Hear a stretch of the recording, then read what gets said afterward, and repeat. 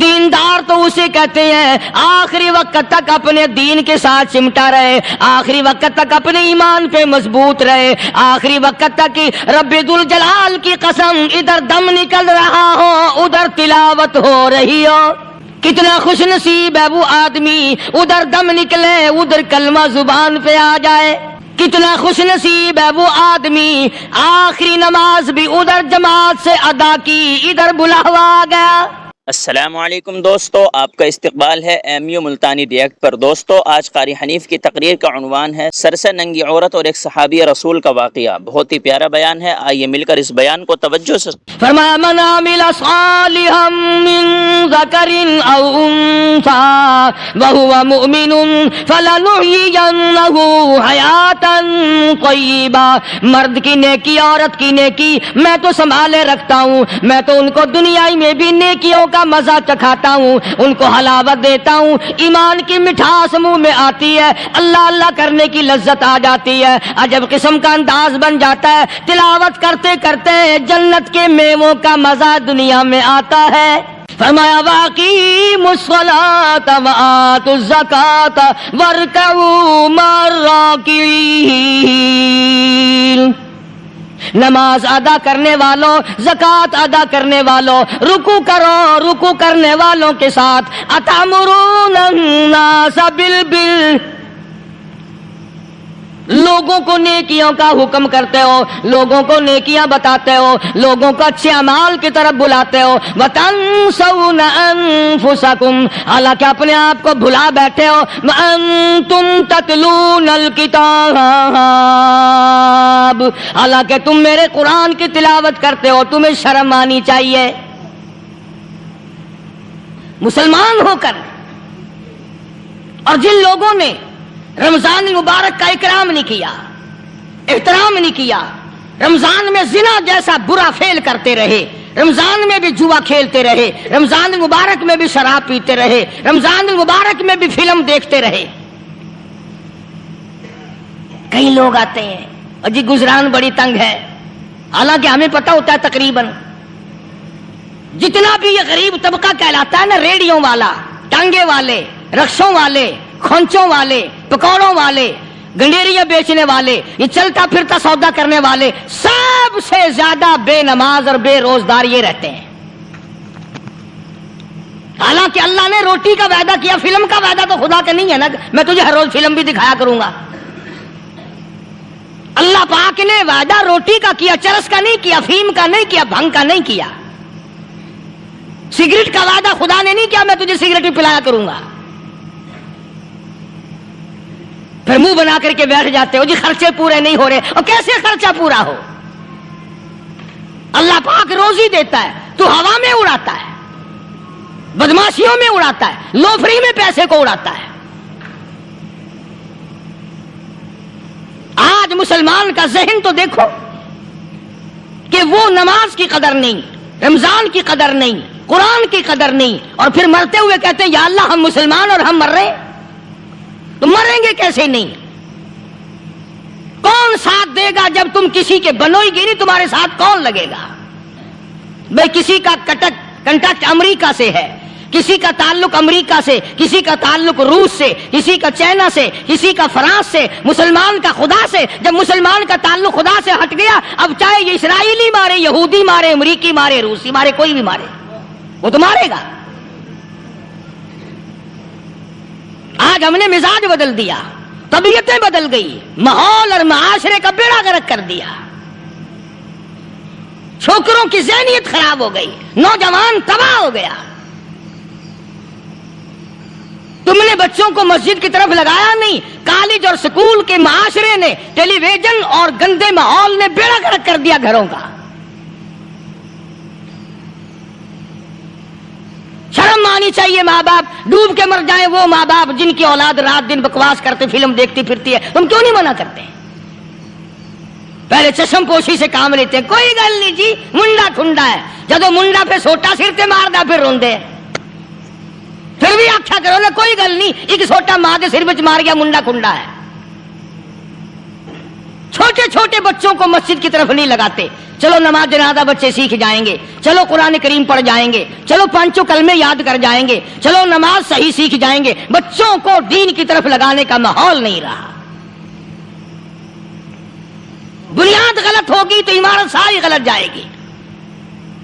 اس لیے خدا کہتا ہے کہ تم کافروں کو تو کہتے ہو ہم مسلمان ہیں, یہودیوں کے مقابلے میں کہتے ہو ہم مسلمان ہیں, عیسائیوں کے مقابلے میں کہتے ہو ہم مسلمان ہیں, ہندوؤں اور سکھوں کے مقابلے میں کہتے ہو ہم مسلمان ہیں, اور جب تمہیں دیکھا جائے تو تم یہودیوں سے بھی آگے, عیسائیوں سے بھی آگے, ہندو سکھوں سے بھی آگے. چلو میری بات نہیں مانتے, اقبال کی تو مانو. ڈاکٹر اقبال کہتا ہے یوں تو سید بھی ہو, مرزا بھی ہو, افغان ہو تم. یوں تو سید بھی ہو, مرزا بھی ہو, افغان ہو تم, مالک مصر ہو, حاکم ایران ہو تم, اور پھر اتنا تو بتاؤ کیا مسلمان بھی ہو تم؟ یہ تو پہلے بتاؤ کہ تم مسلمان بھی ہو کہ نہیں. مسلمان یوں ہوا کرتے, آنکھ مسلمان والی نہیں, زبان مسلمان والی نہیں, ہاتھ مسلمان والا نہیں, دل مسلمان والا نہیں, نیت مسلمان والی نہیں. یہ مسلمان نہیں ہے. صحابہ اکرام رضوان اللہ تعالی علیہ مجمعین, اللہ تعالیٰ کی کروڑا رحمتیں نازل ہو حضرات صحابہ اکرام کی قبروں پہ. دربار رسالت ہے, سب کہہ دو صلی اللہ علیہ وسلم. سبحان اللہ, کتنے خوش نصیب تھے وہ لوگ جو محمد کریم صلی اللہ علیہ وسلم کی مجلس میں بیٹھا کرتے تھے. کانوں میں آواز آتی تھی مصطفیٰ کریم کی, دیدار ہوتا تھا امام الانبیاء کا. کتنے خوش نصیب تھے یہ لوگ. جنگ سے واپس آئے صحابہ اکرام, ایک لڑکی کو پکڑ کے لائے جو لڑنے آئی تھی, کفار کے ساتھ مل کر مسلمانوں کا مقابلہ کرنے آئی. میدان جہاد میں سے صحابہ کرام پکڑ کے لائے. قیدی ہے, کافرہ عورت ہے, غیر مسلم ہے. شہنشاہ کائنات حضرت محمد الرسول اللہ صلی اللہ تعالی علیہ وسلم کے دربار میں لا کے بٹھا دیا. ننگے سر ہے, ننگے منہ ہے, ننگے ہاتھ پیر ہیں. اللہ اکبر. کبھی آپ نے سوچا نہیں کہ تو کتنے بڑے نبی کا امتی ہے, کتنے بڑے سردار کا غلام ہے. رحمت والی چادر اتار کر فرمائی, او بلال یہ میری چادر لے لے, اس لڑکی کے سر پہ ڈال دے, پردہ کرا دے. عرض کیا گیا کسی کافر کی لڑکی ہے, یہودی کی لڑکی ہے, عیسائی کی لڑکی ہے, غیر مسلم کی لڑکی ہے, میدان جہاد سے گرفتار کر کے لائی گئی, قیدی لڑکی ہے, لڑنے آئی تھی, مارنے آئی تھی, اسلام کی دشمن ہے, دین کی دشمن ہے, قرآن کی دشمن ہے, مذہب کی دشمن ہے, خدا اور اس کے رسول کی دشمن ہے. اللہ تعالیٰ کے نبی حضرت محمد کریم صلی اللہ علیہ وسلم نے فرمایا, او لوگو ٹھیک ہے لڑکی کافر کی ہے, کفر کی حالت میں پلی ہے, کفر پھیلانے آئی ہے, کفر کو بچانے آئی ہے, اسلام کا مقابلہ کرنے آئی ہے, اسلام کو مٹانے کے لیے آئی ہے, پر اے میرے دیوانوں یہ تو بتاؤ اپنے باپ کافر کے دربار میں بھی ننگے سر بیٹھے اور میں کالی کملی والے کے دربار میں بھی ننگی بیٹھے.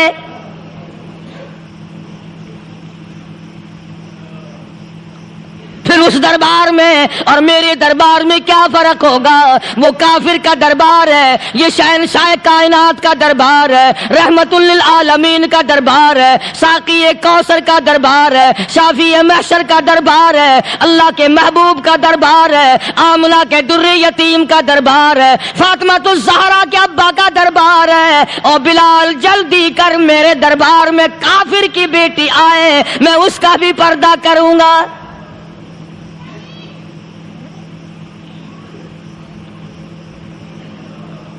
حضرت بلال رضی اللہ تعالی عنہ نے ذرا ایک اور لطیف سی بات ہے, تھوڑی سی باریک سی, اگر آپ سوچیں, لڑکی ہے تو کافرہ, لڑکی ہے تو بے دین, ہے تو اسلام کے دشمن. میں تو کئی مرتبہ سوچا کرتا ہوں کہ واہ لڑکی تیرا مقدر, ہے تو کافر کی بیٹی, خود بھی کافرہ ہے, مگر مقدر تو دیکھو امام الانبیاء کی چادر سر پہ ڈالے بیٹھی ہے.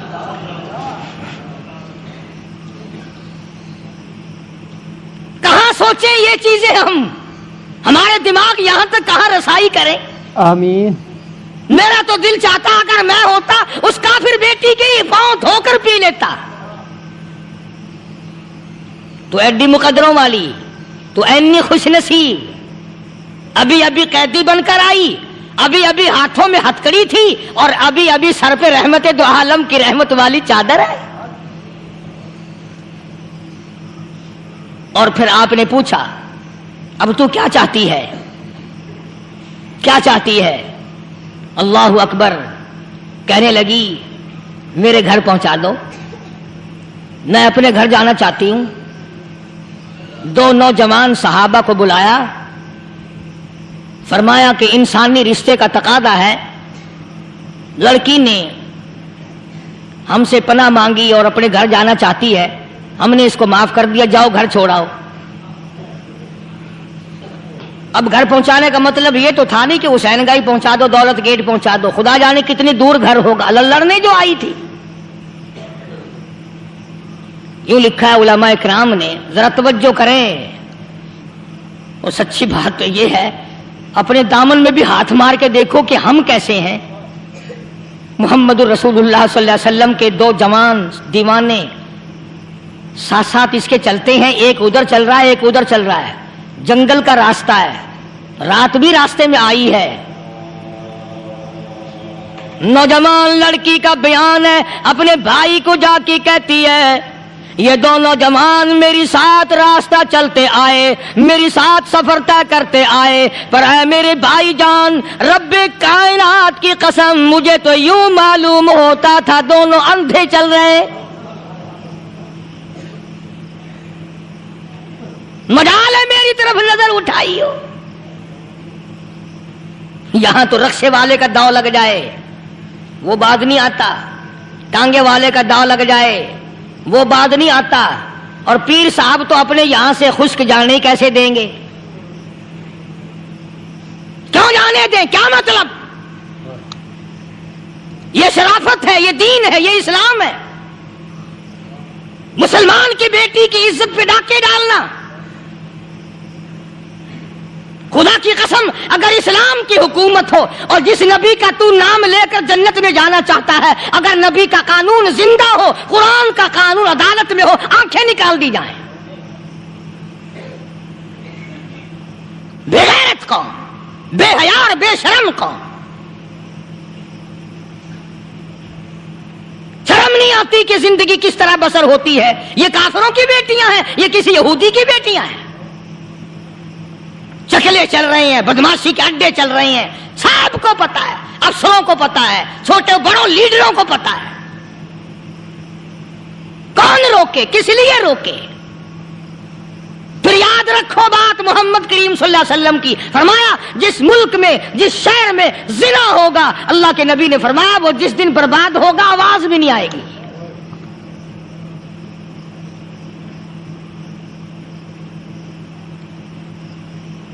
مسلمانوں کے یہاں سے ہو کر دربار نبوت سے چل کر رحمت دو عالم صلی اللہ تعالی علیہ وسلم کی چادر اوڑھ کر لڑکی اپنے گھر پہنچی. بھائی نے پوچھا بتا مسلمانوں نے تیرے ساتھ کیا برتاؤ کیا؟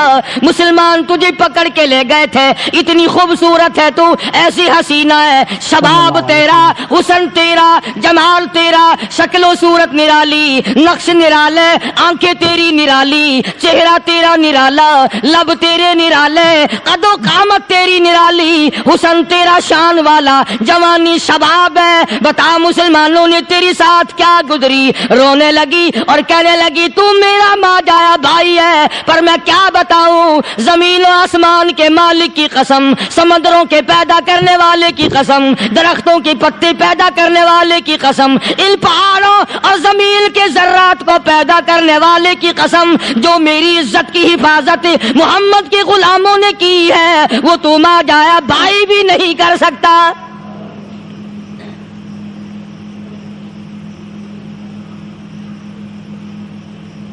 صداقت صداقت ہوتی ہے، حقیقت حقیقت ہوتی ہے، چھپتی تو نہیں.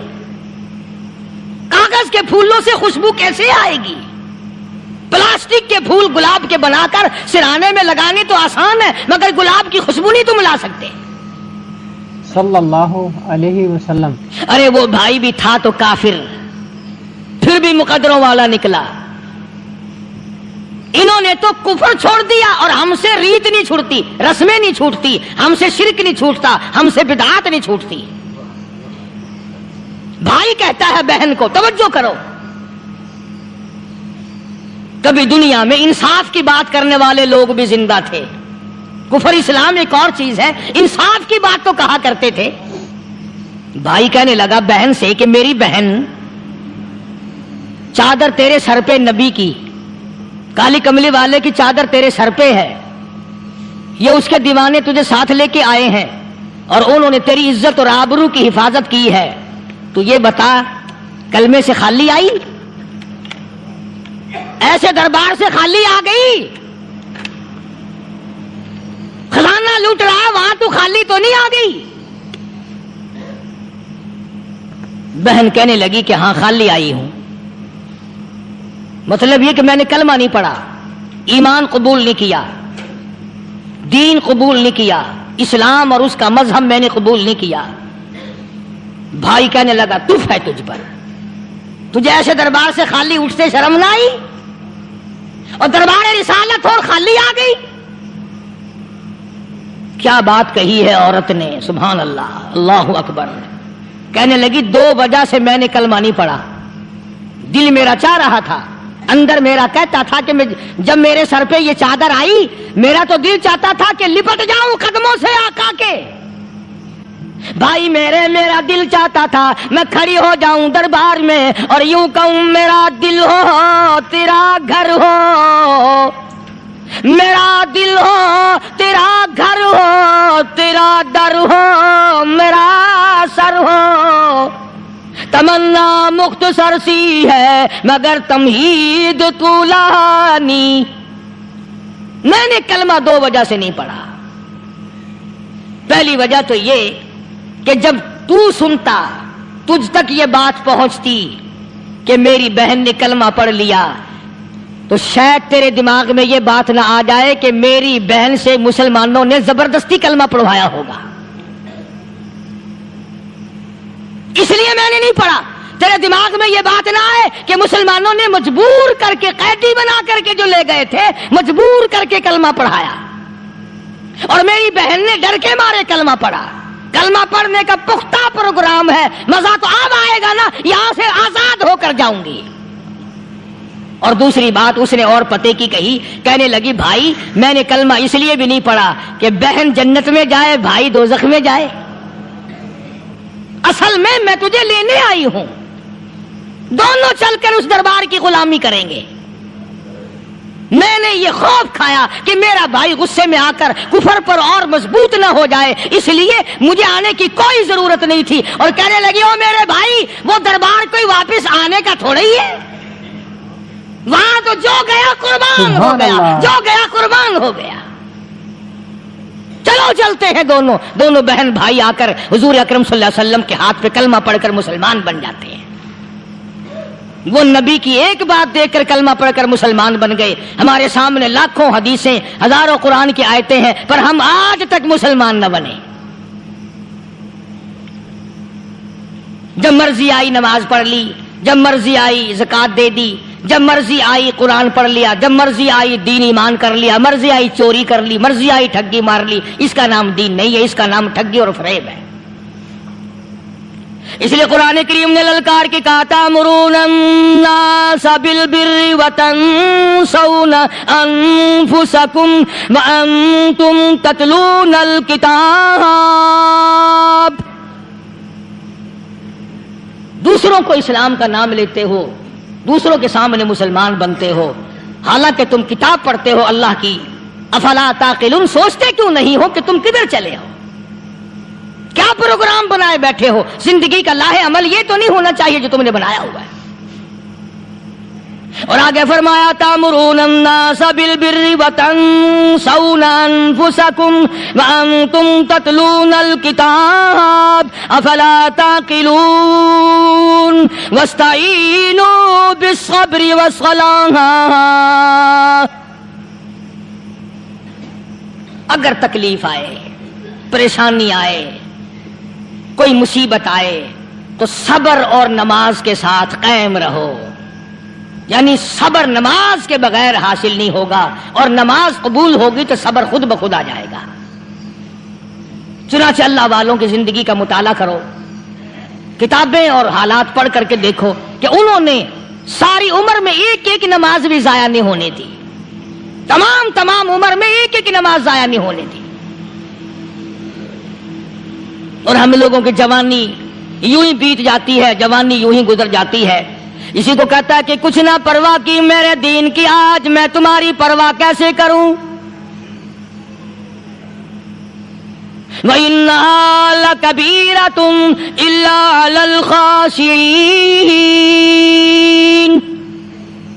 اللہ پاک خود فرماتے ہیں کہ نماز بھاری نہیں، نماز مشکل نہیں، نماز پڑھنا کوئی تکلیف نہیں، مگر ان لوگوں کے لیے، ان لوگوں پہ کوئی مشکل نہیں جو اللہ سے ڈرنے والے ہیں، اللہ کے خوف کو دل میں بسانے والے ہیں، جن کا یقین ہے کہ موت آئے گی اور اللہ کے یہاں جا کر کے میں نے منہ دکھانا ہے، ایک دن خبر میں جانا ہے، حشر نشر نے بھی آنا ہے، قیامت نے بھی آنا ہے، جس کا ان تمام چیزوں پہ یقین ہے۔ اللہ فرماتے ہیں الا علی الخاشعین، ڈرنے والے کے لیے تو کوئی چیز نہیں، اور جو نہیں ڈرتا اس کے لیے تو پہاڑ ہے نماز پڑھنا۔ صحابہ کرام نے تو ایسی ایسی نمازیں پڑھی۔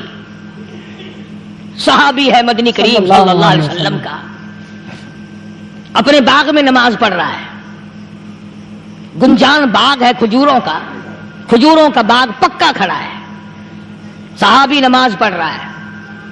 ایک پرندہ کبھی ادھر سے آتا ہے کبھی ادھر جاتا ہے، گنجان باغ ہے، وہ نکلنا چاہتا ہے، پرندے کو راستہ نہیں ملتا، تو دوران نماز صحابی کی نظر پرندے پہ لگ گئی۔ دوران نماز صحابی کی نظر، وہ پھڑک پھڑک جو کرتا تھا نا، کبھی ادھر، صحابی کی نظر پرندے پہ لگ گئی، نماز میں بھول گیا۔ بس اتنی سی بات ہوئی، آیا دربار رسالت میں اور کہنے لگا یا رسول اللہ، وہ سارا باغ لے کر اسلام میں وقف کر لو، جس باغ کی وجہ سے میری نماز خراب ہو جائے میں وہ باغ ہی نہیں رکھتا۔